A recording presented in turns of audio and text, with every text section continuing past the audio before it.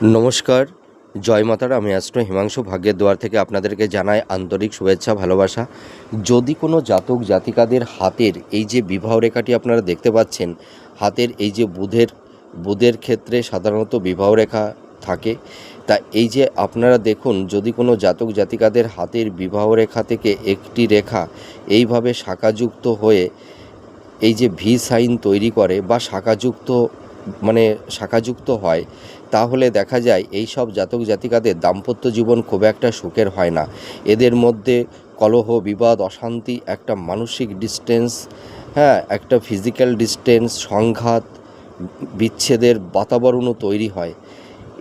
এই সব জাতক জাতিকারা সাংসারিক জীবনে এরা কোনো ক্রমেই সেই রকমভাবে সুখী হতে পারে না।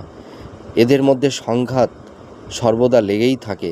আবার কিছু কিছু ক্ষেত্রে দেখা যায় এই বিবাহ রেখাটি শাখাযুক্ত থাকলে এবং এই মঙ্গলের স্থানটি যদি খুব নেগেটিভ থাকে, এখানে যদি জাল চিহ্ন বা ক্রস চিহ্ন, ঠিক আছে, বা অথবা দেখা যায় এই নিম্ন মঙ্গলের ক্ষেত্র থেকে যদি কোনো একটি রেখা এই শনির ক্ষেত্র পর্যন্ত যদি চলে যায়, আবার এই নিম্ন মঙ্গলের ক্ষেত্র থেকে যদি এই উচ্চ মঙ্গলের ক্ষেত্রে যদি কোনো রেখা চলে আসে, তাহলেও দাম্পত্য জীবনে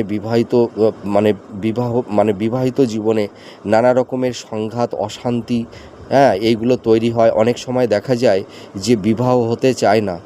আপনারা মিলিয়ে দেখুন, শুধু একটি রেখার উপরে বেস করে তো সম্পূর্ণ প্রেডিকশান করা হয় না। যেহেতু এটি আমি শর্ট ভিডিও তৈরি করছি, তাই এটা হচ্ছে একটা পূর্বভাস, একটা সাংকেতিক একটা ধারণা, ঠিক আছে, সেইটাই আমরা সাধারণত দিয়ে থাকি। অনেক কিছুই দেখতে হয়। তা সাধারণত দেখা যায় যে বিবাহ রেখাটি যদি শাখাযুক্ত থাকে, তাহলে এদের ম্যারেজ লাইফটা খুব একটা ভালো হয় না, ঠিক আছে।